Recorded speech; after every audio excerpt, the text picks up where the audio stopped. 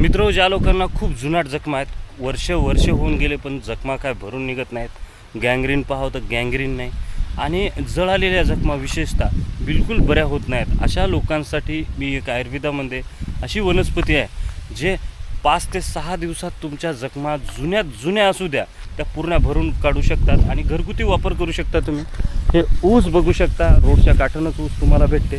या ऊसाच्या पानाची राख बनवायची मित्र. त्याच्यामध्ये कार्बन्सचे घटक अतिशय जास्त प्रमाणात असतात, बघू शकता तर तुम्हाला कुठे भेटेल.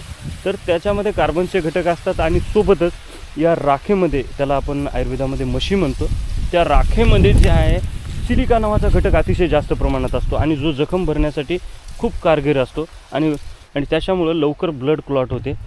आणि ह्याचा वापर कसा करायचा तुम्हाला सांगतो. फक्त याची राख तयार करायची आणि ते राख ज्या जखम जिथं आहे ना तिथं फक्त लावायची. फक्त 5 ते 10 मिनिट लावून ठेवा. रोज एक टाईम संध्याकाळच्या टाईमला असं करा. 100% मित्र, तुमची कितीही जुनी जखम असू द्या, ही अवघ्या 5 ते 10 दिवसाच्या आत चांगली होते. तर अशा प्रकारे हा व्हिडिओ जो आहे इथंच एंड होतो. तुम्हाला कसा वाटला कॉमेंट करून नक्की कळवा. व्हिडिओ छान वाटला, व्हिडिओला लाईक आणि माझ्या चॅनलला फॉलो.